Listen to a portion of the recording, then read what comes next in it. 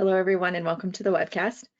My name is Christine Dursey Davis. I'm the Executive Director of the Ohio chapter of the American Planning Association, and I am your webcast moderator. Today is Tuesday? Is it Tuesday? December? Who knows? I know it's December 1st, and we will be hearing the presentation, The Planner's Toolkit. For technical help during today's webcast, you can type your questions in the chat box found in your GoToWebinar tool panel.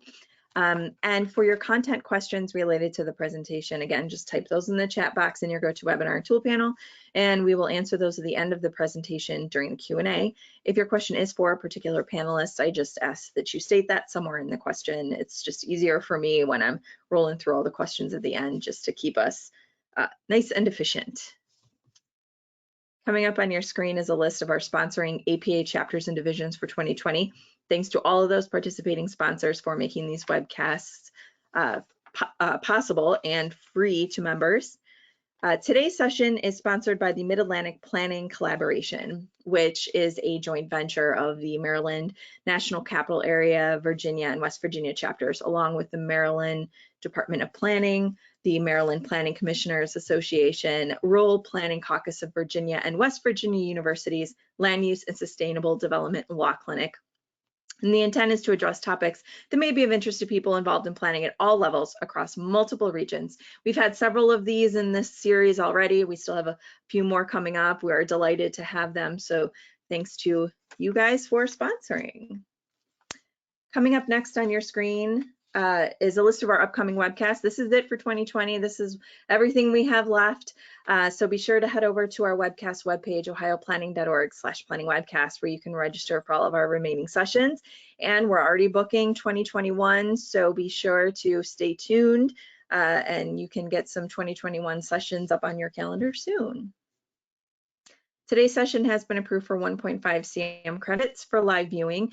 You can record your credits by heading over to planning.org, logging into your My APA account.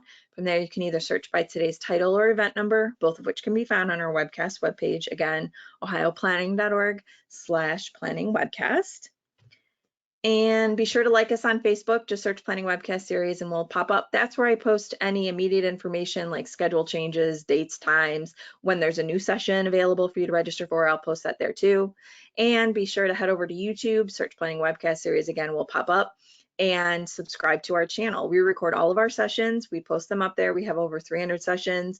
We have over 3,100 subscribers. So if you subscribe, you'll get notification when we post new sessions. So be sure to do that. I think that is, that's it for all of my housekeeping items. Again, if you have questions throughout the presentation, type them in the chat box and we'll be sure to answer those as time allows at the end of today's session. So with that, I am going to turn the controls over to Brianna Schell, who is kicking us off today. Let me get my buttons in order here. All right, Brianna, I just sent those over to you. Okay, You're so good to go. See what we need to see? We're good? Yes, all right, ma'am.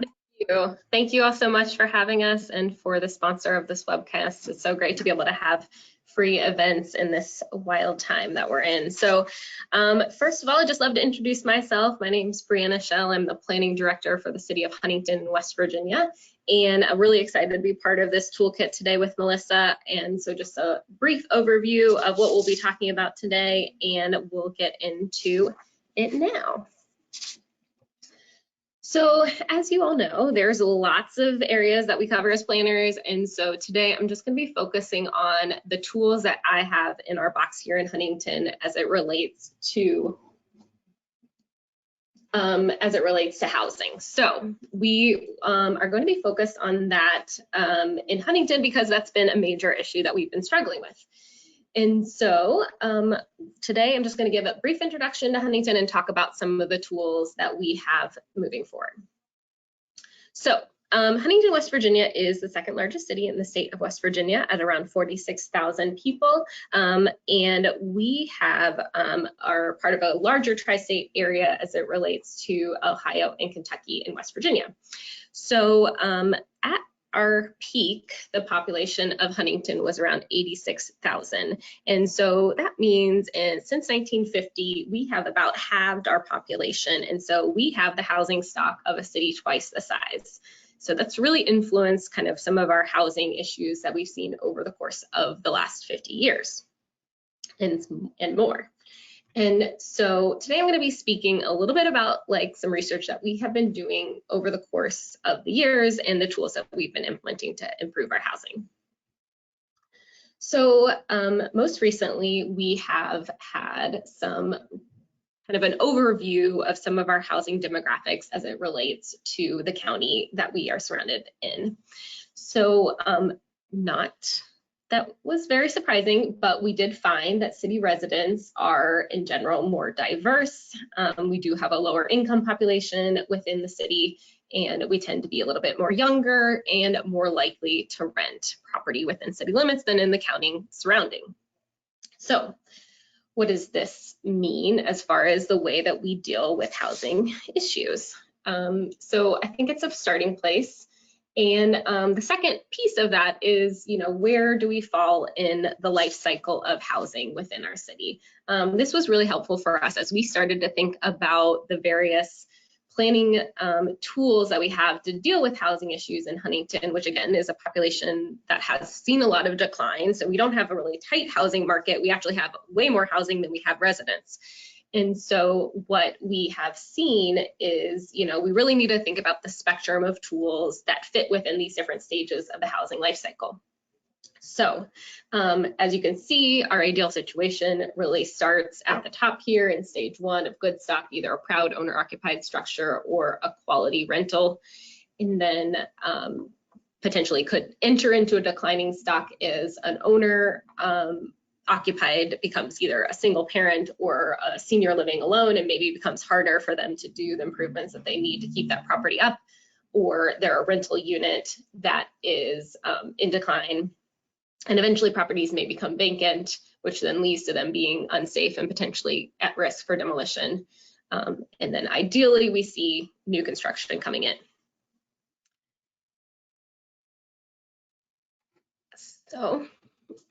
So what we asked ourselves is like, where are our housing stock within this distribution? And unfortunately, what we found is that our current estimate is that the majority of our housing stock is either in decline or vacant and being at risk of being demolished. And so around 57% of our housing stock is in that category of either declining or vacant or unsafe. In addition, we found that of the rental stock that existed, we had a quality issue where about 60 to 80% of the rental stock was code non-compliant. And to add insult to injury, we were also finding that that rental stock was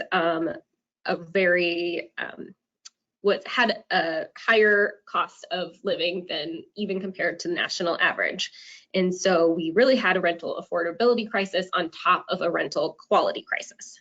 So from the other perspective, for homeownership, about half of our city homeowners were either single parents or senior citizens, which again does lead to potentially properties that are a little bit harder to keep up in quality or invest in order to be able to maintain and keep it up in that kind of prime housing stock condition. So now we're going to talk about some of the tools that we have used in Huntington to think about housing. First of all, I want to talk a little bit about like some of the planning processes that we've undergone. So in 2013, we completed our comprehensive plan update, of which housing is a required element to review. So we looked at this problem, have been looking at this problem for very many years, and have really continued to study and think about various planning issues related to the housing demographics in our city. So we did a housing plan study that looked at mid-range kind of quality housing issues. How do we get those first-time home buyers and renters moved into housing? We also did a really interesting deep dive into how property tax debt has affected our quality of housing, and really encourage properties to be sit vacant and underutilized for a long time because of property tax debt issues.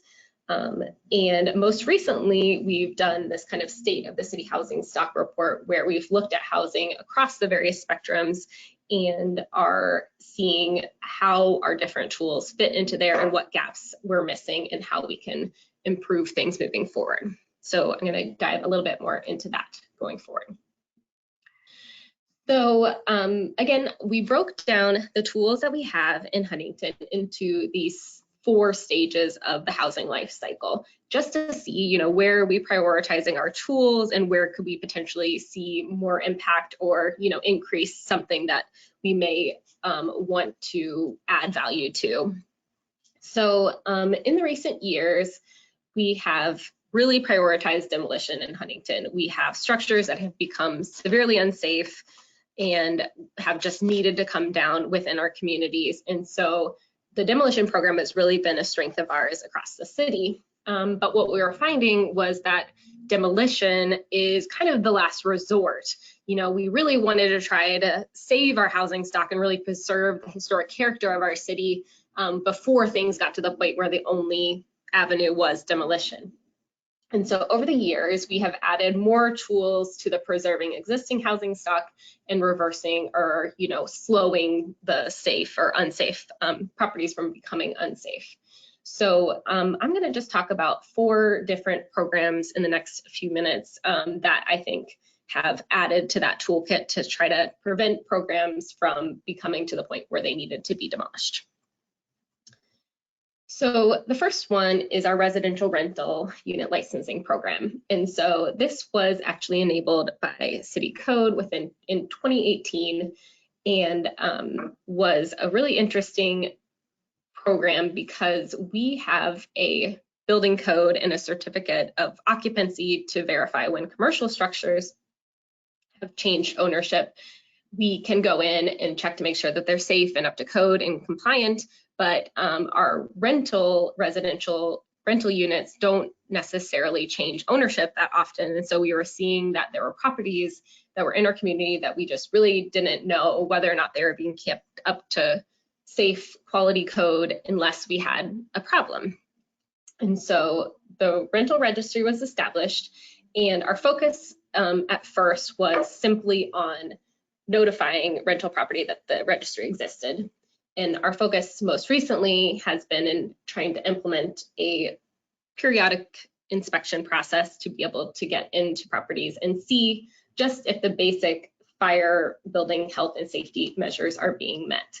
So again, this was a tool that we felt like really addressed some of the rental stock quality issues that we have been having. So it's not quite an implementation, but we are feeling excited about the possibility to improve the quality of our rental housing stock with this tool. Secondly, we, as I mentioned, really want to focus on that stage 1 of housing to try to keep housing homeowners and renters in their property as much as possible, especially those homeowners who may be an older senior citizen population or a single parent. And so we were really excited about this Love Your Block tool. This was actually a program of a grant that we were awarded from this organization called Cities of Service. And the last 2 years, we were funded through Cities of Service to have a very small monetary allotment of about $25,000 for over the course of 2 years, but they also allowed us to hire 2 AmeriCorps Vista staff to help implement the program. And so what this program did is it gave us the tools and staff to be able to engage a particular neighborhood within Huntington as a pilot and, really work with the citizens to come up with a plan with city government to think about what are the things that they can do within their neighborhood to revitalize their neighborhood. And so we designed a program in partnership with the neighborhoods and then offered up this mini grant application process where residents could apply for up to $2,000 for whatever community project they wanted to work on. So through the course of our engagement, we really found housing was a major issue within our neighborhoods, and that quality housing of minor home repair was something that we felt like we could actually make an impact on. And so this provides a summary of some of the impacts that we had over the course of the 2 years of that program, and really was kind of a game changer for us thinking about how we can really engage residents in making these improvements with just a small monetary contribution to help pay for the cost of supplies. So I'm going to talk through one example of this to illustrate kind of the impact that this program has had. So this was one of the properties that we had within our lever block program this last year.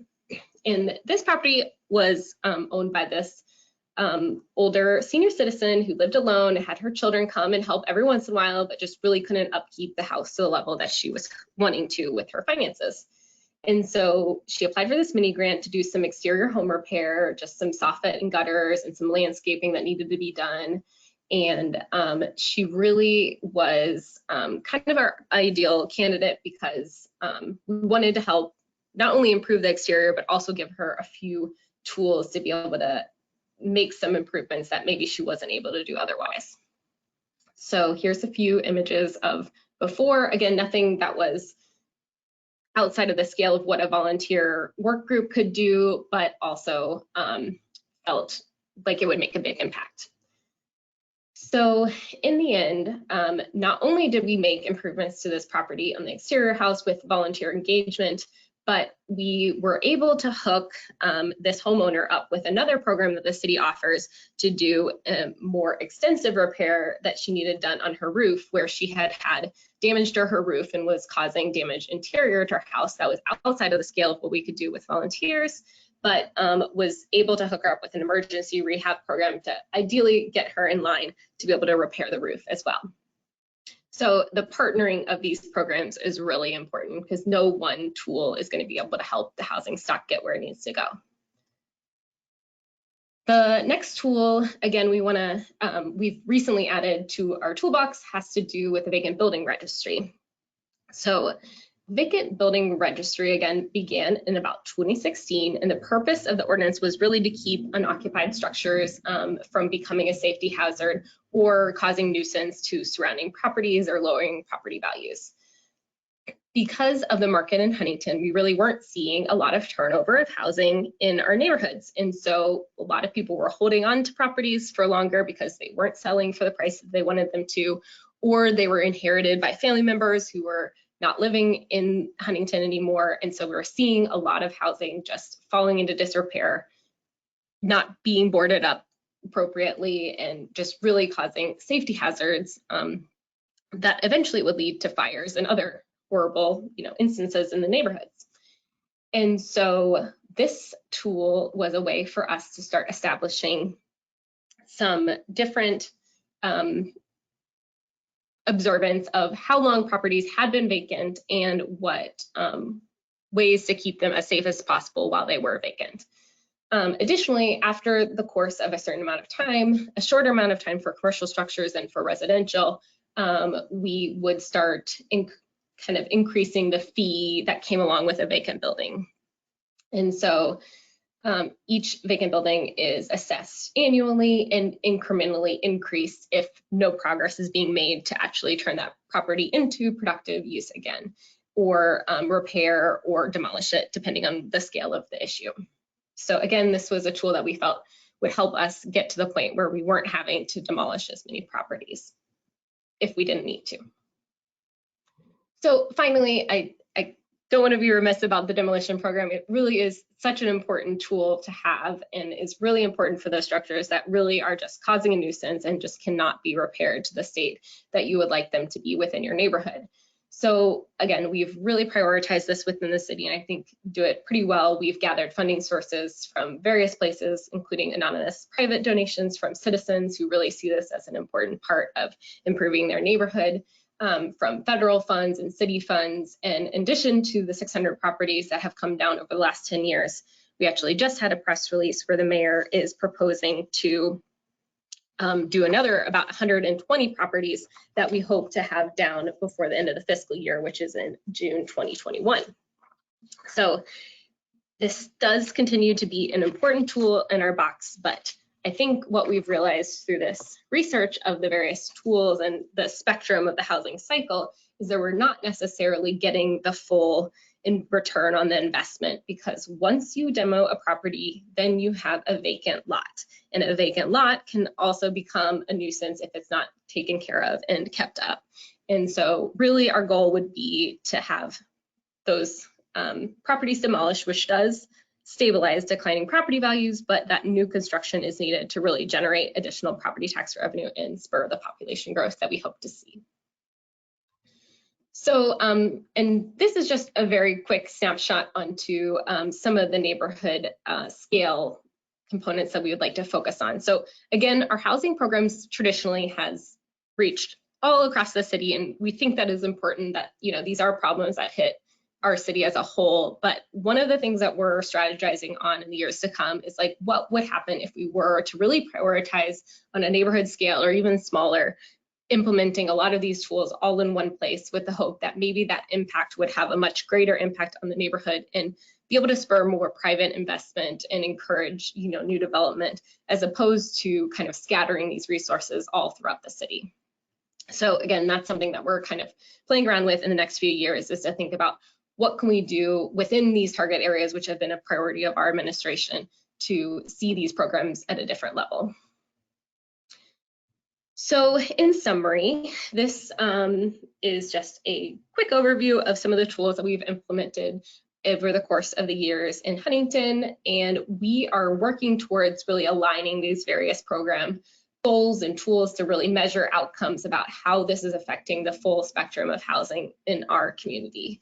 But our priority areas to move forward are to improve, again, increasing those owner-occupied housing stock by expanding volunteer rehab programs, by building better partnerships with residents and with outside agencies to help encourage homeowner reinvestment, encouraging rental stock improvements by holding landlords accountable for quality housing, as well as partnering with renters to know their rights about what they are able to deserve within their rental housing. And again, really facilitating and kind of strengthening that, facilitating new construction as well, because we really need to start getting that additional property tax revenue and infill development within our neighborhoods. So in all of those strategies, we hope to try to pilot doing some kind of targeted neighborhood approach, as opposed to kind of looking at these tools across the city as a whole. So in summary, I just really would like to end with a thought that, you know, as a city, an urban area amongst a very rural state, we do feel it is very important to really invest within our housing of infilling, rehabilitation, and revitalization, not only to preserve our historic and amazing housing structure, but to protect our existing residents and attract new. And I really think this is an excellent partnership with the presentation that's coming up with Melissa, because the preserving of that rural area is a really important part to also prioritizing urban infill development. So on that note, I would like to turn it over to Melissa.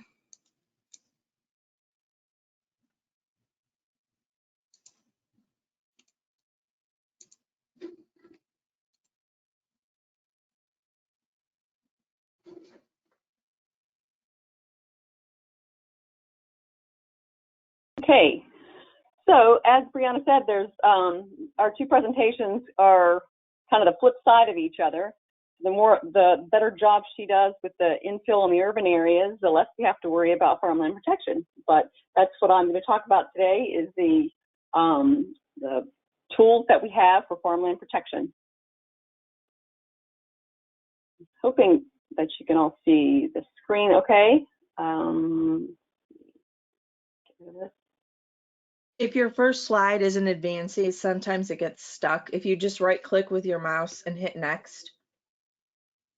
Okay, you can't see my little screen in the right or upper hand corner. Okay, okay, no. Good then.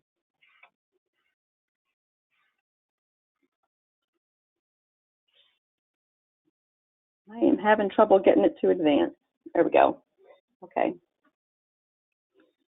Well, let's go back here. Okay, let's start over again. So my name is Melissa Scott, and I work for the Berkeley Group. We're a planning firm primarily in Virginia. We serve localities with planning services and other types of needs for local government.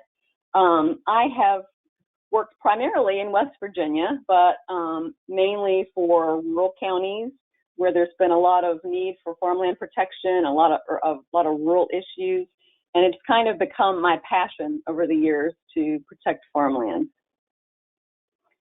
So what we're going to talk about today is just why we want to protect farmland.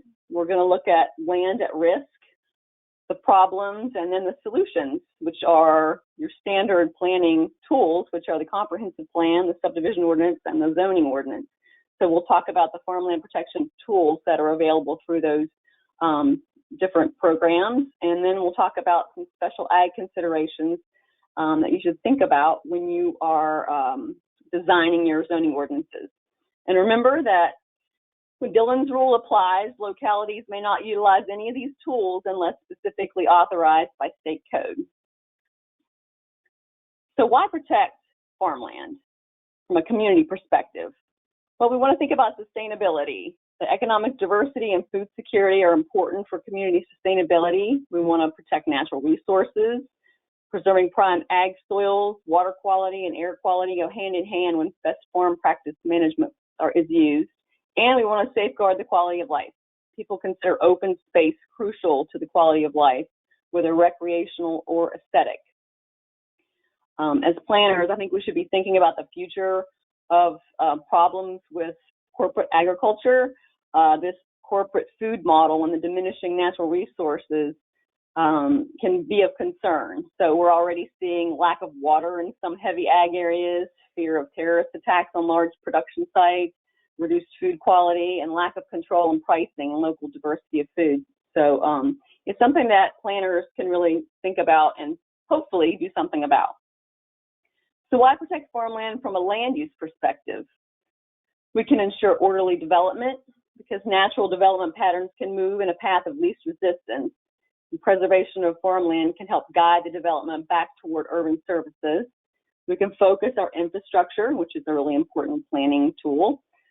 Limiting development in rural areas allows localities to focus infrastructure investment, limiting surface areas, increasing efficiency, and reduces costs for the locality. And we can help retain the open space. Open space helps balance environmental impacts of development.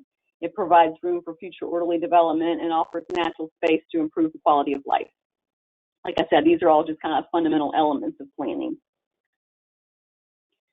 So let's take a look at the agricultural state of the state. This information was provided by American Farmland Trust, and they say that between 2001 and 2016, 10.9 million acres of United States ag lands were converted to urban, high-density, and low-density residential uses. So I think that's pretty significant. They actually break it down to, as you can see down here, 38% was converted to urban high-density, and 62% was low-density residential. So the low-density residential is really probably the most important thing we need to think about when we're trying to preserve farmland. That's a big risk. Let's look at this conversion of ag lands map that the American Farmland Trust did. The red is the areas of land that have been converted. The green, darker green is the more prime farmland. The lighter green is also farmland, but it's not the prime lands. And then the tan areas out west you can see are the rangelands.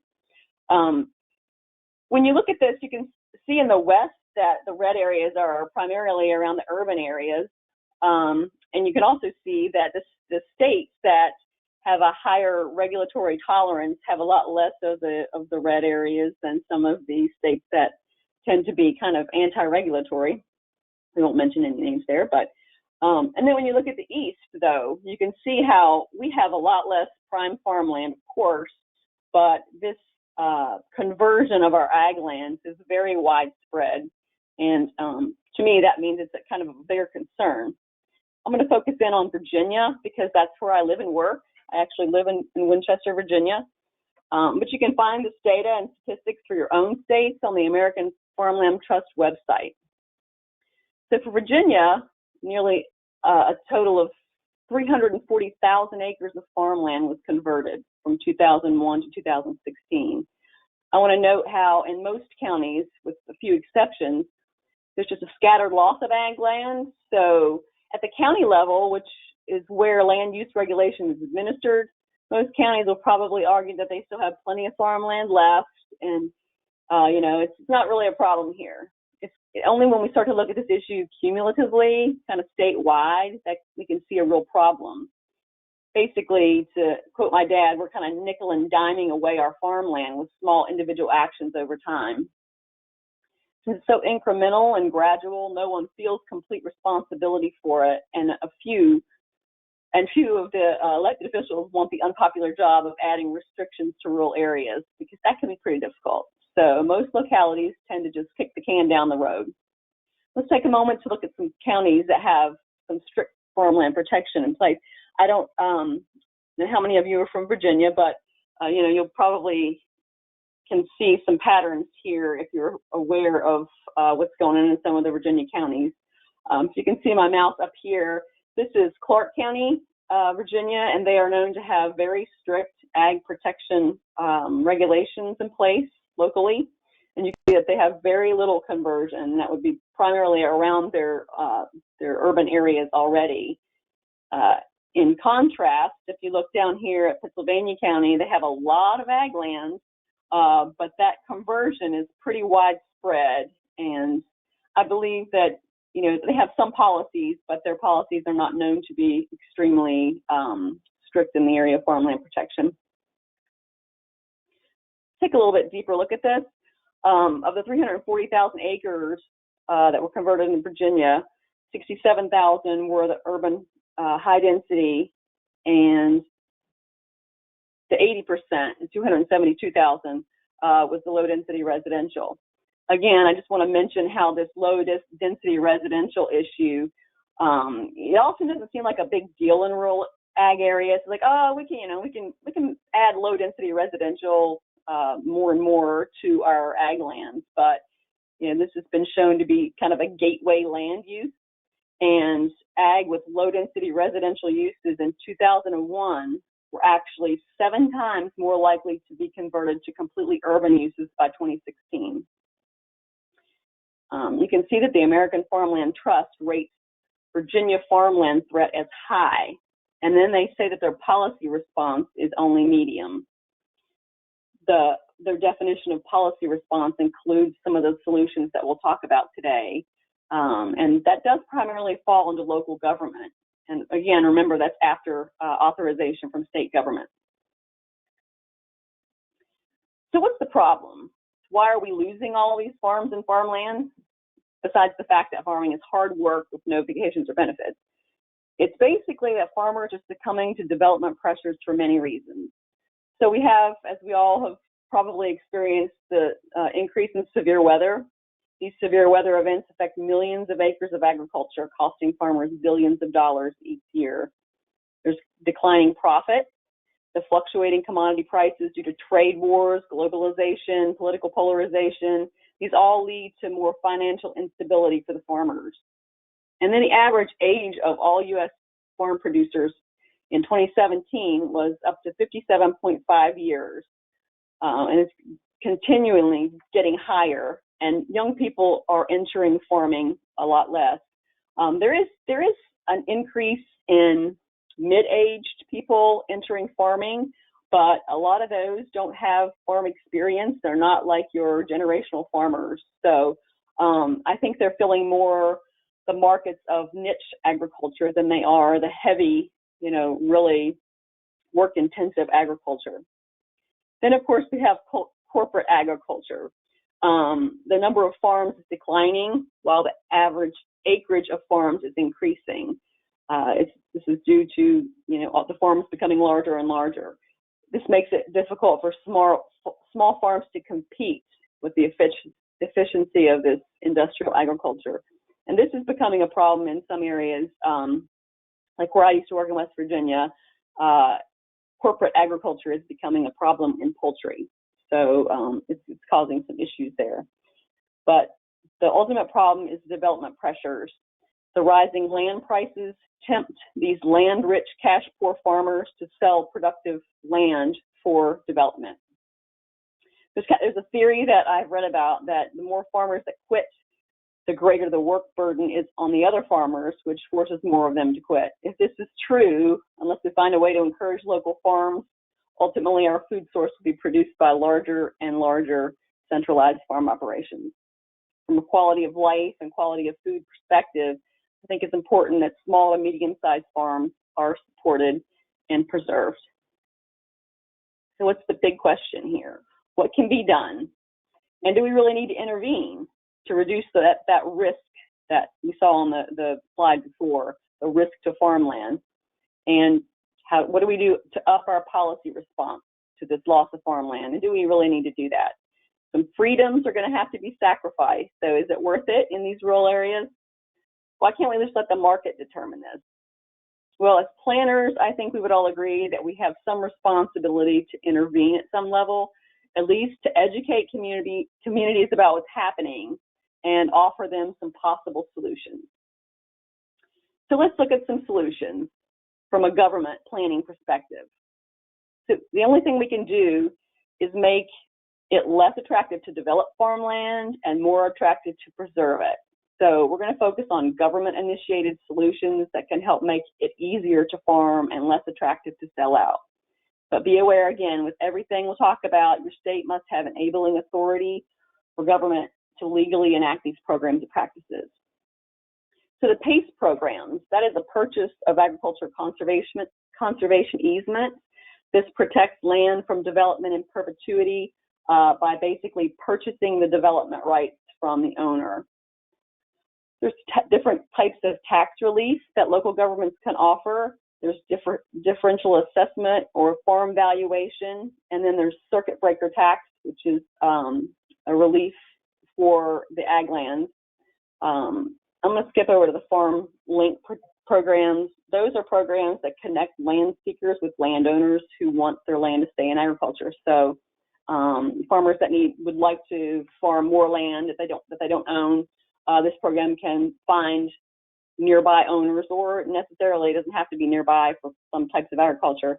It helps them find more land to lease for production, which helps them produce more and earn more. And then there's a program for leasing public lands to the farmers. But ultimately what we're going to talk about the most today are the land use planning solutions. And these are policies that manage growth and stabilize the land base. Virginia has all of these programs enacted. I believe maybe New Jersey is the only other state that has all of these measures available. But we're going to talk about primarily these land use solutions today that are available through the three tools that we all are very familiar with as planners: comprehensive plan, the zoning ordinance, and the subdivision ordinance. Start with the comp plan. The comp plan strategies for farmland protection, they need to be, they set the stage for all the other regulations, and they need to be clearly outlined and defined in your comp plan. So some of the things that you can do are identify your prime and ag soils clearly on a map in your comp plan. You can specify areas for ag preservation. You can establish growth boundaries, and you can even go to the extent of formulating a whole separate or, attached possibly a whole formal ag plan. I guess you probably are all fairly aware of what growth boundaries are all about, but I just wanted to show you a quick example of one of those. Growth boundaries are sometimes called service boundaries or development areas. Whatever you call them, they're clearly identified areas designated on your future land use maps that identify the geographic boundary around urban areas that have public services and utilities, and the locality makes a formal commitment to take measures to focus development, including their infrastructure within that area, and possibly take measures to protect the areas outside those boundaries. The protective measures for protecting the farmland can be active or passive depending on the level of commitment to farmland preservation in the community. So the next thing we'll talk about is your subdivision ordinances, or some call them SALDOs, which is a subdivision and land development ordinance. Subdivision regulations, they vary pretty greatly from state to state, and whether a locality also has zoning, but primarily the focus should be to make it less attractive, again, to divide the farmland. SALDOs are allowed in some states without zoning, so those localities sometimes have to push the boundaries of subdivision regulations and cross over into what is usually considered zoning in other states. This would include things like limiting the allowable divisions or development rights and restricting the size of allowable lots. So some of the things that we can use in subdivision ordinances are agriculture use exemptions, being really strict on family subdivisions, and again, like I said, limiting the size and number of divisions. One of the few carrots, really, in this whole arena of tools is this farm use exemption, the ag use exemption in subdivisions. This relieves subdivision applicants of most of the standards in the regular subdivision ordinances. So if they're selling a lot to increase the size of an adjoining farm, it has to be reflected on the plat. Sometimes the fee is lower or free. And in some places, they even don't require the full boundary of the farm.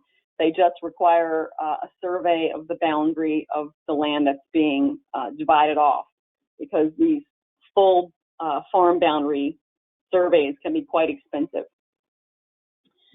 Family subdivisions are a matter which are always really, really tricky. No one really wants to regulate those, but they can be a real threat to farmland, because over the years things get divided again and again and again. But and it leads into the low density residential. One thing that can be done is to make sure you have the most strict regulations allowable in your state for family subdivisions. So in some places there's a number of years that you have to wait before you can actually divide the land, and then the new owner actually has to own that for another number of years before they can divide. So that helps some with that. But again, like I said, being strict family subdivisions is usually not very popular. I think I want to talk a little bit more about the limiting the size of divisions through the SALDO. It is permitted in some states and not others. Some states can only be regulated based on what water sewer restrictions are available. So that's a really kind of a tricky item. In most places, it's dealt with in the zoning ordinances. So let's move on to the zoning ordinance. These tools are really vast and varied for farmland protection and a bit complex. So to make it a little bit easier to talk about today, I've organized these tools into three basic categories: the district use limitations, your density allowances, and then development standards. District uses have to do with permitting and your permitted and your conditional uses in your actual zoning districts and overlays. Density allowances, which are really the same thing as development rights, had to do with the number and size of lots you're allowed to develop per parcel. And then the development standards had to do with how you develop. So these are great for limiting poor development, but you just have to make sure that the requirements are not so stringent that development is not feasible, because that can be argued as taking property. So let's look at these three categories and what falls underneath those. For your district use regulations, we have some tools would be to make your agricultural districts really strict, the uses in there. Don't allow rural uses as opposed to ag uses. Some states also allow for ag and forestal preservation district overlays, which is a really good tool. In the density allowances category, we have different types of those. There's a fixed area-based allowance, a sliding scale based allowance, and then a percentage of area-based allowance. And these should be used in combination with small lot maximums. Some people think it's large lot minimums, but that's been proven to actually work to the opposite. It doesn't protect farmland. It actually wastes the farmland. So we'll talk about that a little bit more, and then we'll get into transfer of development rights. For your development standards, some of the things you can do is require cluster development, use standards for your intensive uses, even ag uses like concentrated animal feeding operations. And then you can also use your floodplain overlay regulations as kind of a additional regulation for your farmland, because most farmland, really prime farmland, is also floodplain. The land evaluation site assessment tool is kind of out there on its own. It's its own animal, so we're going to talk about that separately. So let's start and look at the district use regulations. So you want to keep your uses for your ag districts pretty strict if you want to be serious about farmland protection. And then again, like I said, some states you can use ag forestal protection districts where owners can volunteer to enter into an agreement to not develop their land for a set period of time in exchange for incentives. So in Virginia, the ag forestal protection districts are authorized. They're overlay districts where owners may volunteer, to forego their development in exchange for incentives like greater tax benefits, greater protection against farm opposition and eminent domain, and prohibition of public monies being spent for extension of services on their property, which, water, sewer comes by the property, that can increase the land price, which again would increase the development pressures. So the development standards, the things that you can use to preserve farmland for this are the cluster developments, which is requiring or incentivizing for cluster development. If you do allow residential development in your ag lands or in your rural lands, this whole idea helps keep your housing clustered and use less land. Add specific standards for your intensive uses, like I said before, even things like CAFO. This can offer land protection and natural resource protection. And use your floodplain overlay. Since floodplains typically prime farmland soil, regulations can be added to add additional layer of protection to your farmland. So here's some examples, just really quickly, of cluster development and floodplain conservation. Cluster development is a conservation style development that is designed to use less land for the same amount of development density. So instead of using 30 acres for 15 dwellings, the development would maybe use 7.5 acres and reserve the remaining area as common space for the residents to enjoy, have trails, green spaces, parks, things like that. And the floodplain, again, like I said, that's often your valuable ag lands anyway. And your floodplain regulations can be used to add a more stringent layer of regulations to that land. Often you see farmers who divide off the river lots and either sell them off or allow camping there, things like that. You don't want to prevent them from having some sort of additional income, but you really do want to prevent them from developing that land, which you can never take back. So now let's take a look at the density allowances that I talked about. This is a little bit complex, but there are basically three types of density allowances. And I'll say again that these are also called development rights. So some people are familiar with one term or the other. It's one of the easiest and most effective tools in zoning to protect ag. These allowances are assigned per parcel, and the development or dwelling unit allowances are set per parcel of record as of the effective date of the policy. So instead of setting the number of acres that are required for a dwelling, like in some ordinances, these area-based allowances, they actually set a certain number of lots per area. So the different types are the fixed area. It sets a number of dwellings that are allowed per parcel. The sliding scale allows higher density development on smaller lots and limits development of larger parcels. Then your percentage would add would set a percentage of total area that can be used for development. I also want to mention here that the large minimum lot sizes that we were talking about earlier that should, people used to think were a really good policy for farmland protection. I can't say enough what a bad policy that is.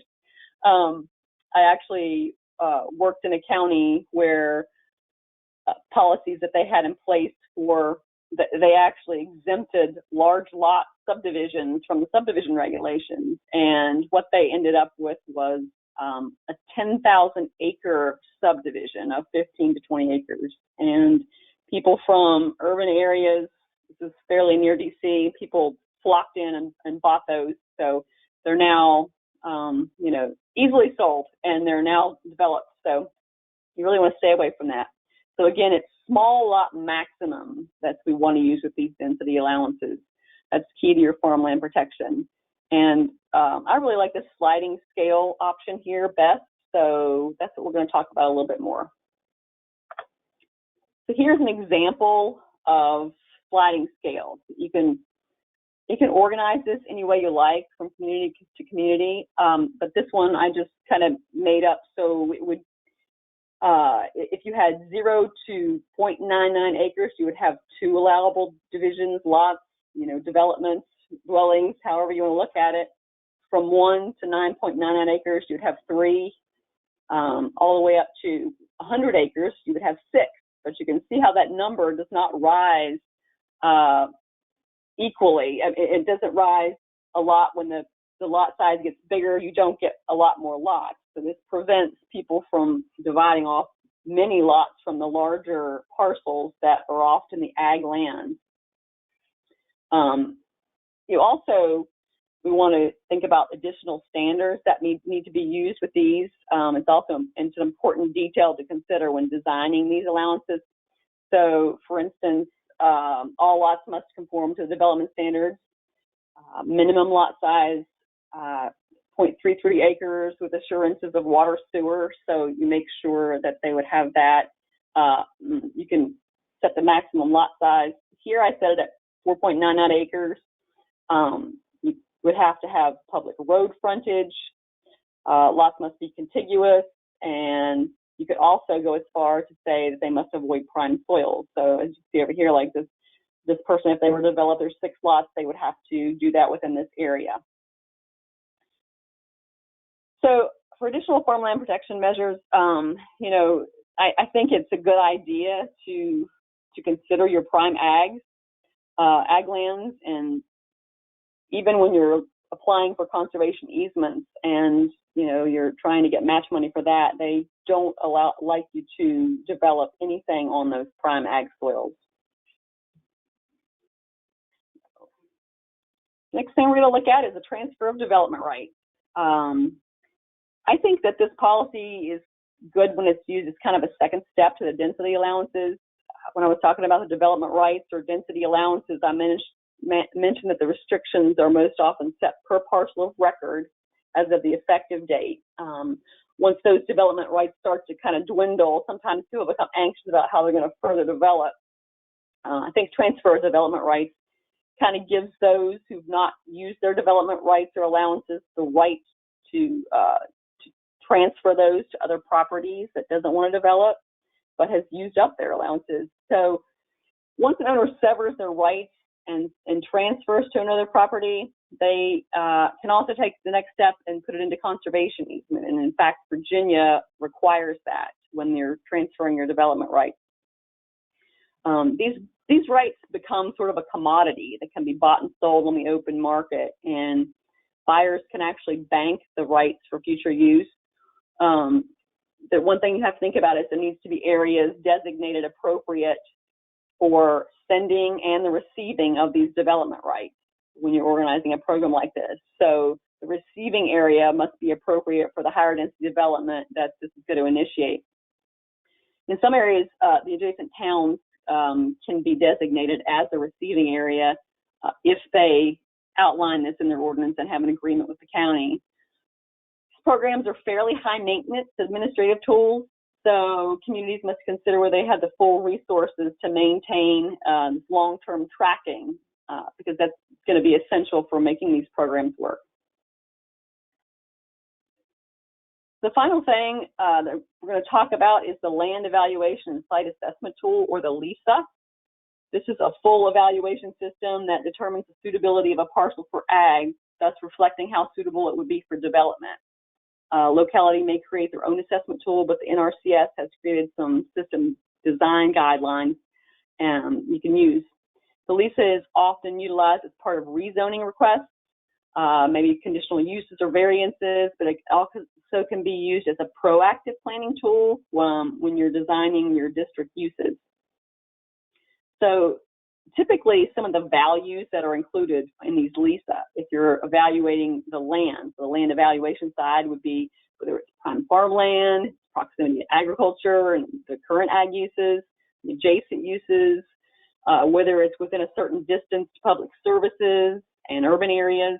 And for site assessment, the variables may include things like environmental considerations, slopes, soils, the septic suitability, distance to services and roads.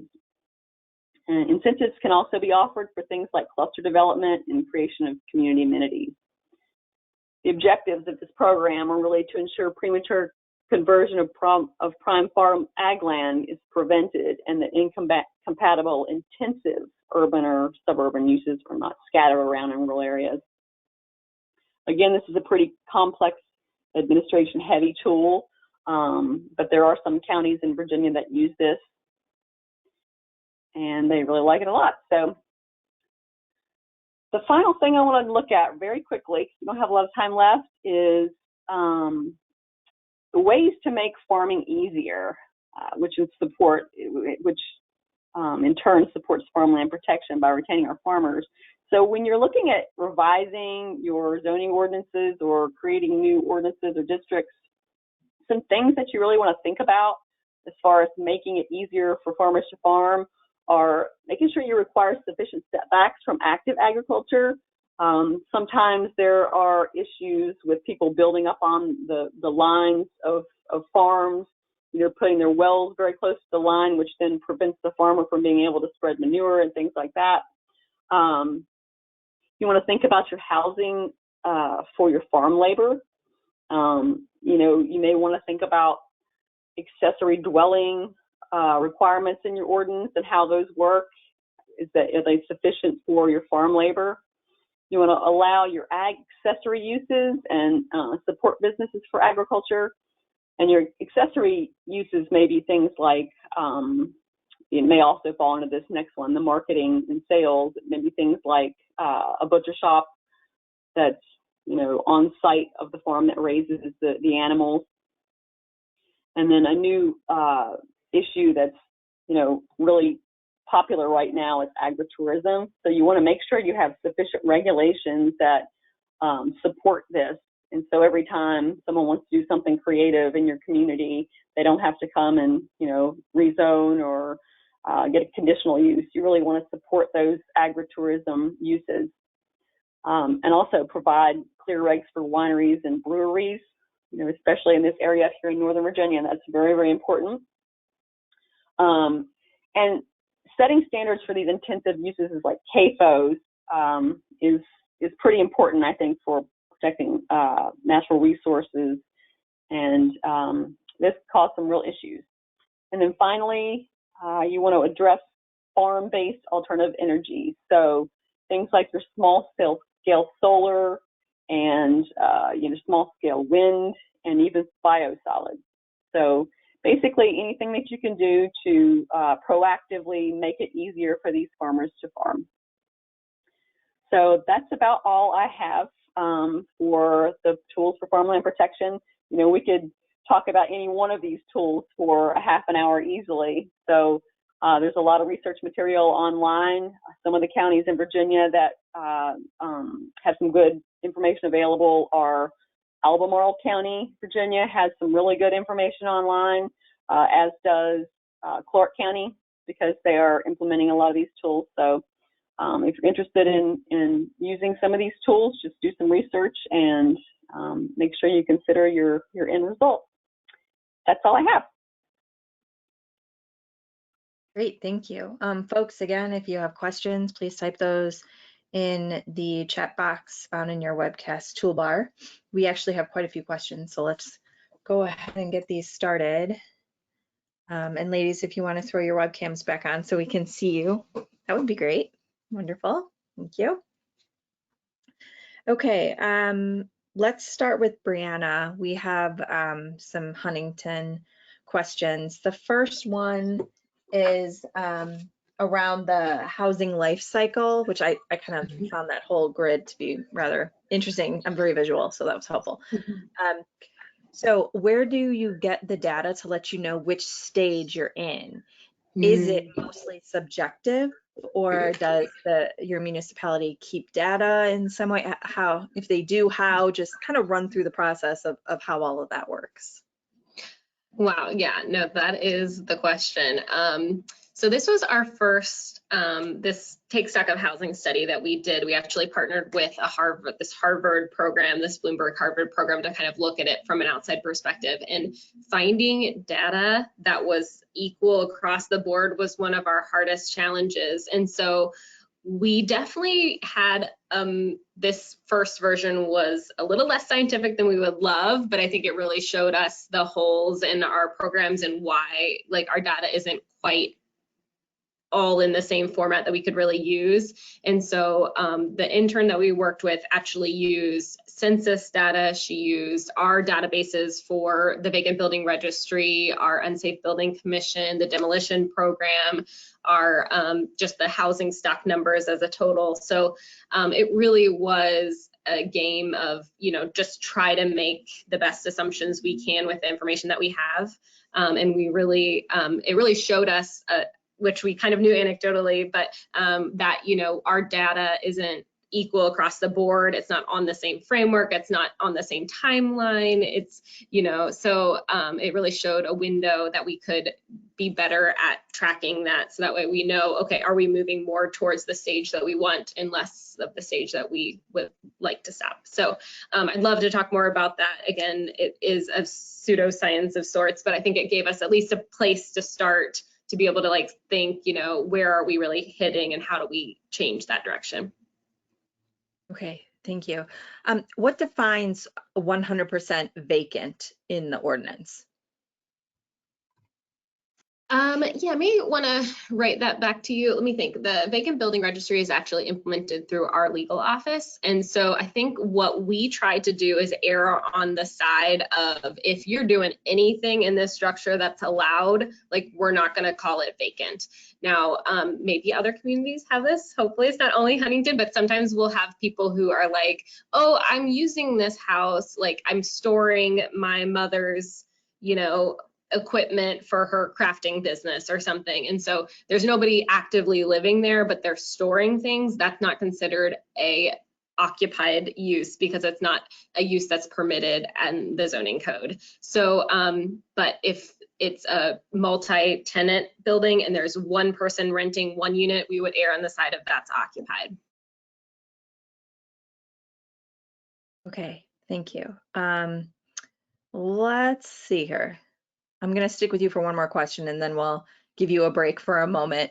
What incentives are offered to private developers? Why would a developer build new housing that would be more expensive than the existing stock on a square foot basis?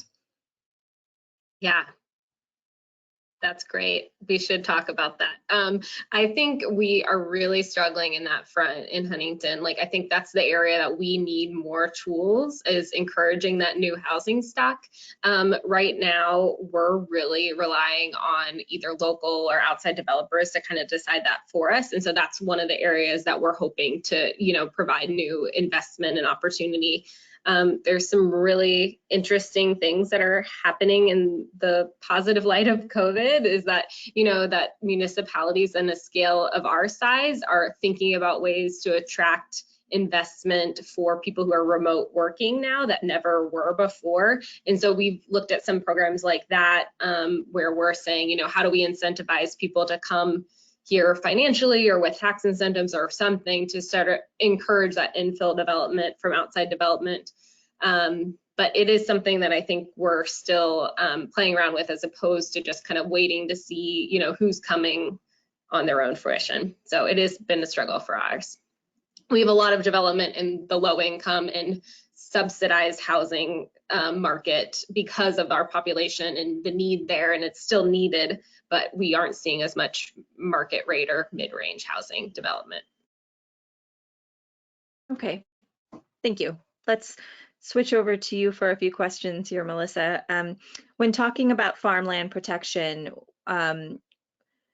uses such as wineries, pumpkin patches, corn mazes, so like I guess agritourism, could that be used, or these uses could be encouraged or discouraged? So in other words, do they generally promote or debilitate farmland protection initiatives?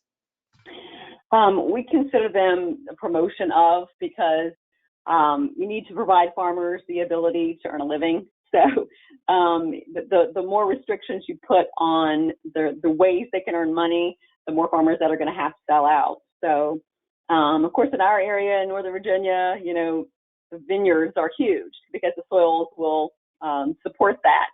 And we really like to make sure that we're doing everything we can to protect those. Most places, you know, these wedding venues and things like that, they should be a secondary use.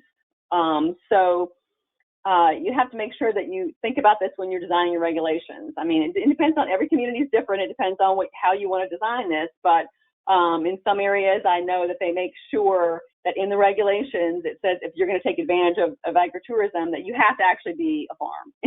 You know, you can't just, you know, open up a wedding barn beside the road. So you actually have to be that active farm in order to take advantage of those. But yes, we do like to promote those uses to allow the farmers to make you know, a primary or secondary income. Okay, thank you. Next one.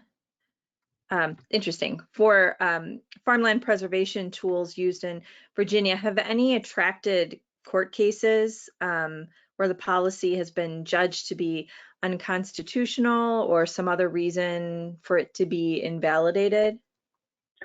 Not any of the ones that I've covered that I know of. You know, people can be really picky about a lot of things. I will tell you that, you know, some of the issues that I have seen have been, for instance, even in the the purchase of conservation easements. When you have government money, you know, often there'll be a private entity that will partner with that public entity to purchase a piece of or an easement. You really have to be careful about, you know, what the priorities are of those two things. So in West Virginia, the counties actually have county farmland protection boards, and that's supposed to be their priority. Sometimes they have purchased easements with you know, organizations such as the Nature Conservancy, and both great organizations, but they have very different priorities. And so I think there may have been some challenges in using government money for farmland protection and then having these restrictions on the land that are really not about farming. They're about you know, purely environmental issues. You need to be careful with that. When you get into the subdivision regulations, you know, like I said before, it differs from state to state, but you really need to be careful and make sure any of these things that you're enacting in your regulations, you're allowed to do. So you need to, you know, look at your state code, make sure you're allowed to do these things in your state, in your area. But like I said, for the ones that I reviewed today, I don't know of any court cases in Virginia specifically for those. All right, thank you. Next question. In West Virginia, farmers pay virtually no taxes. Without a tax base, how are jurisdictions expected to provide any services? So I guess the first part of that, I would suggest, could you confirm or deny the statement of farmers paying virtually no taxes? And then from that, answer the question of how are jurisdictions expected to provide services? So yeah, that's one of the incentives, the land valuation tax, where they get their taxes reduced. Yes. So when they say provide services, is it utilities? Is that what they're? I would assume so. I mean, that's what my brain went to. Yeah, Just well, normal farmers public don't want services. utilities. Yeah, so the farmers don't want utility. They don't want the public services running to their area. That's part of the reason we want to focus the infrastructure into the urban areas. But yeah, tax money it's scarce these days. It's spread very thin. So I think that one of the ways, for instance, one of the programs that I talked about, which was the purchase of conservation easements, some states actually allow for a transfer tax where, every time someone sells property, there's a tax on that. That money goes into a pool for farmland protection.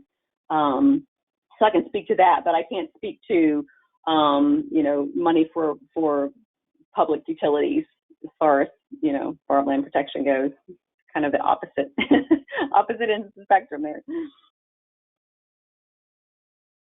Thank you. Okay, we'll give you a break for a minute and let's flip back over to Brianna. Utilizing volunteers to provide home improvements can compete with the private sector. Is there concern about access to future contractors as they may not want to enter the Huntington market given the competition? Yeah, that may be an interesting point to think about in the future. I mean, I think, again, in Huntington, we're, the development pressure really isn't very strong here, and the type of work that the volunteers are doing are really basic, and we actually try to bring an expert talent to those minor home repairs because, again, these volunteers are not skilled necessarily. They're just kind of that brute force labor. And so we haven't felt any pushback on that front. I mean, maybe if the program was stronger, but right now, we've only done, the first year we did 2 houses, and the second year we've done, I think, 7 houses. We do have another program that is a volunteer rehab program that's funded through our entitlement program that in the past we've used work camps that have come in to Huntington and done volunteer efforts there. And again, we've, not that I know of, have had any pushback from contractors. I think just because there's plenty of work to go around, and these properties are really, I mean, we're just doing really basic stuff. But I do find, I mean, there is a lot of costs in these kind of projects in the labor, I think. And so that's where it really does bring value to the homeowner, is that the materials that we're purchasing, we had that mini grant year, we allowed for people to spend up to $2,000 in supplies, and we never got close to that number in supplies for the types of work that we were doing. So really the cost savings to the homeowner is in that volunteer labor, which a contractor can make really expensive. So since you brought up mini grant, hold on, I saw a question about that. I remember part of it. I'll see if I can find it. But I think the gist of the question was, how do you dole them out? What's the criteria for handing out those mini grants? If you could kind of dive a little bit into that. Absolutely, and please reach out to me at any time. I can go into way more detail on that front. So we've done it differently the 2 years that we've implemented the program, but each year the AmeriCorps staff that we have kind of lead that initiative in partnership with the neighborhood. And so we gather community input on what we should focus on within the mini grant within the neighborhood. Then we craft the application to be able to say, for instance, we want to focus on minor home repair and neighborhood improvement projects and with these outcomes. And so we kind of craft the application with that in mind. And then we have a selection committee that's made up of a partnership between city staff and residents and stakeholders who could provide kind of expert opinion to select the applicants who are awarded. Now, of course, there's never been a normal year of this process when you have 2 years, and one of those years there's a pandemic. And so I will say that we're very much still learning how to improve the process as we go. The second year of our grant funded program, we closed our grant application right when the first shutdown happened. So we kind of had to take a break and regroup. How we decided to move forward was we actually prioritized mini grants that had volunteer staff that was part of their kind of bubble already as much as possible. So that way, as opposed to, we were hoping to garner volunteers that we could bring to work sites, but that didn't feel right in the social distancing requirements that we wanted to meet. And so that really influenced what we did in year 2. And I did want to point out that we were fortunate enough, although we were grant funded the first 2 years, the general fund has allowed us to continue this program. So this is going to be a city funded project in the 3rd year. And I would like to say that it really is a very small amount of funds. We sponsor 2 AmeriCorps to help implement the program, and we have a very small amount for the mini grant. So it really is, it's low cost, but it is high administration.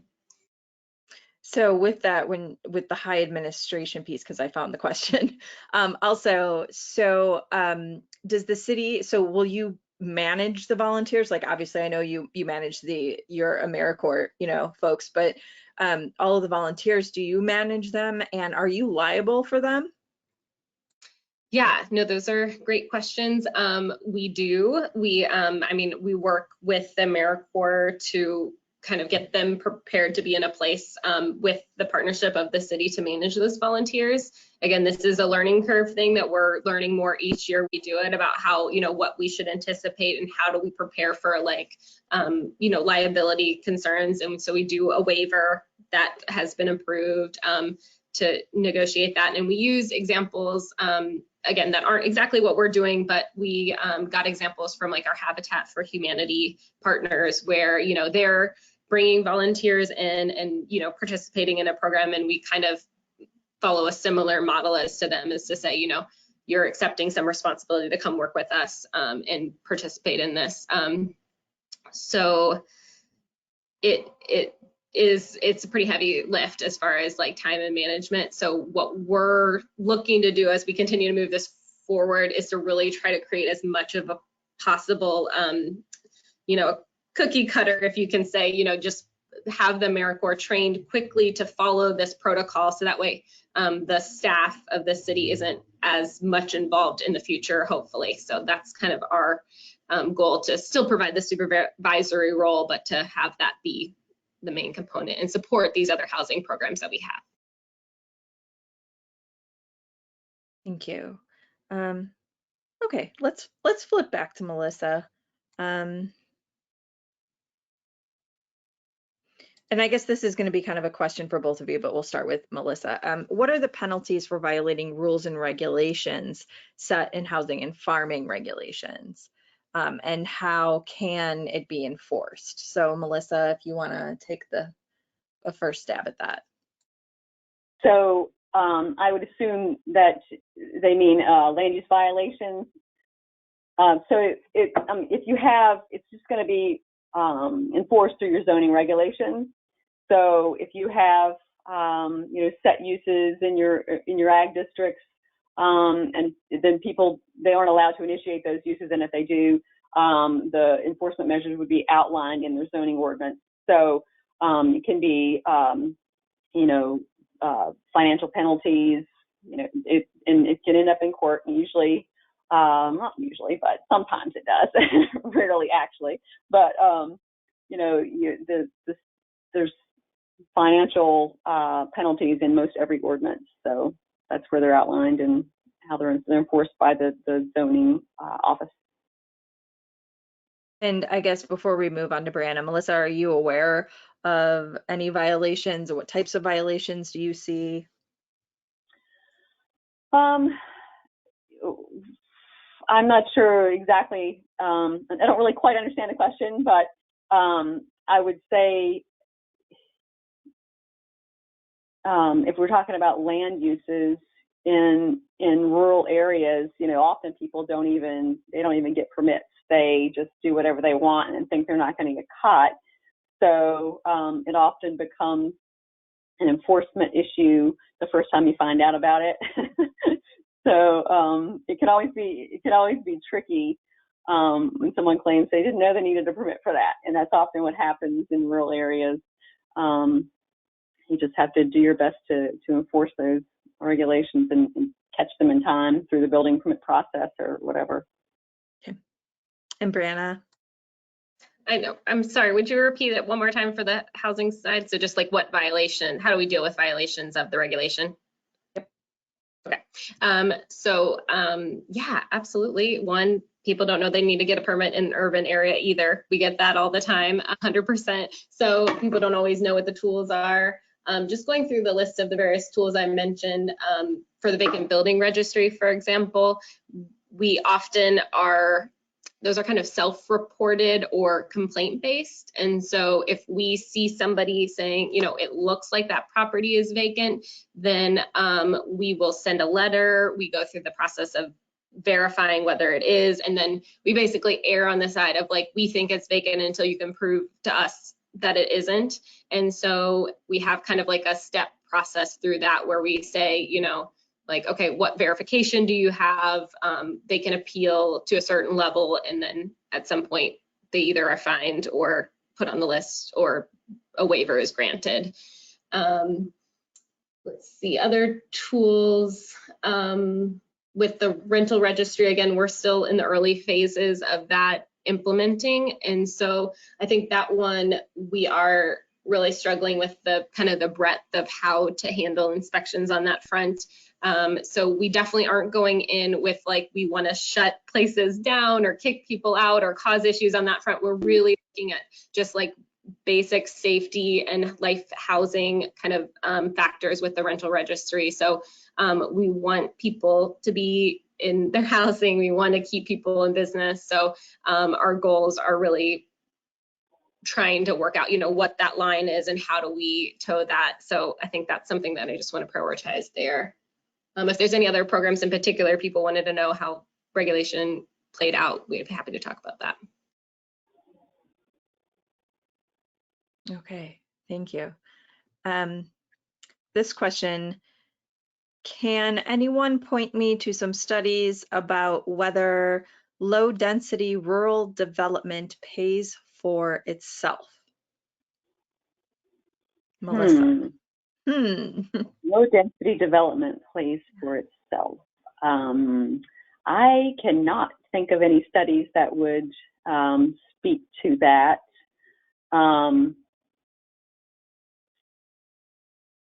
No, I can't think of any instances at all.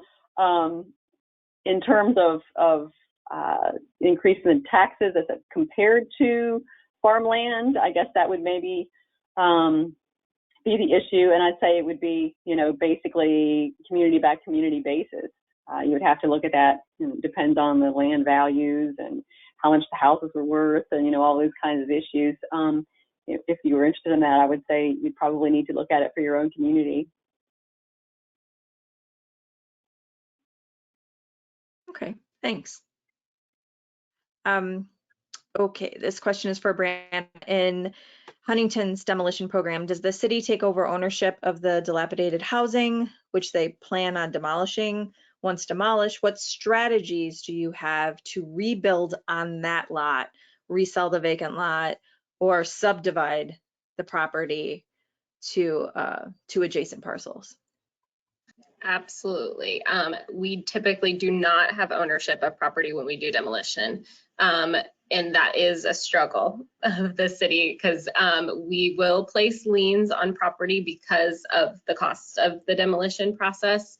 If it gets to that point, but very rarely, if a property is at the point where it has become so dilapidated that it needs to be demolished, are people really turning over and selling that property and paying us back the liens. Those are very hard to get reimbursement for anecdotally. And I don't implement that program, so I don't know all the numbers, but now in partnership with that program, we do have the land reuse agency, which again is like a land bank. And so that organization in the past has offered up the ability to buy property that has a demolition lien on it to be able to put it back into productive use and start to compile or subdivide or sell off as a neighboring lot for adjacent land uses. I will say that we're kind of in a point of pause on that program as well. We're trying to reevaluate how that has worked for the Land Reuse Agency, because I think often we get properties donated to us that don't necessarily, again, prioritize our efforts in really turning that property back into productive use. And so we're getting a lot of properties, but not necessarily the ones that are really right for redevelopment. So it is something that I think, as mentioned in this housing study that we did, is that, we're really not seeing that reinvestment back as much as we would like of that demolition program. It provides the benefit in the short term that we're kind of removing that property that's causing some negative impacts into the neighborhood, and that has a benefit, obviously. But now you have a vacant lot that's probably under ownership of somebody, again, who's maybe absentee, and we have a property that, again, still needs some incentive to be redeveloped. Thank you. I think we have time for one last question. How much overlap is there between housing and farming policy? So specifically, does a policy in one area have a big impact in another? It can. I mean, that's kind of what we were talking about. Brianna and I were talking about our two presentations. So she did a really, really good job with revitalizing the city. Then we may not have as much pressure on our, farmland to be taken over for development. But, it just depends on people's preference. Some people just want that large lot, 5 acres to mow, which I've had, and it's not fun. People moving from the city think that's really great, but it's sometimes not. So it just depends on, what kind of, what the market, what's popular in the market. Yeah, and I guess I would add to that, I think even hearing your presentation, Melissa, really spurred me to think a lot about how our city works with our county and surrounding areas. And I think that's one thing that we've talked about improving on, and really, and you've encouraged me to bring that conversation back to the forefront, because a lot of times that city-county relationship, we're just kind of hands off, oh, you're in the county, well, then you don't have city regulations, and we have developers in our city who will say, you tell me what to do, I'll build in the county. And, so there really is more of an adversarial relationship, unfortunately, and not out of anyone's fault. I think just we do see, I think, the value of both the county being developed in a certain way and the city being developed in a certain way, because our tax base helps the county, obviously, too. So I really think you've really encouraged me to think more about how to, better align those jurisdictional regulations, so that way we can work in partnership better. I think if things were working really well, that would, you would be doing things like the transfer of development rights, where the town is actually working with the county. And if there are development rights that are available in the county, they can actually be transferred into town for higher density and things like that. So those two things are definitely dependent. Okay. Hey, it's 2:30. We have to close up shop here. So thank you, Brianna and Melissa, for joining us today, and to the Mid-Atlantic Planning Collaboration for putting this session together. This was good. We don't have topics like this very often, so this was a nice kind of niche kind of topic. So thanks to both of you for joining. Thanks everyone for listening in. Don't forget to record those CM credits, and head over to ohioplanning.org/planningwebcast to see a list of all of our upcoming sessions, and head over to YouTube for a recording, and don't forget to like us on Facebook. So everyone, have a great week. Maybe I'll see you tomorrow. Thursday and Friday. We have all kinds of webcasts this week, so perhaps we'll see you again. Thanks everyone. Have a good one. Thanks a lot.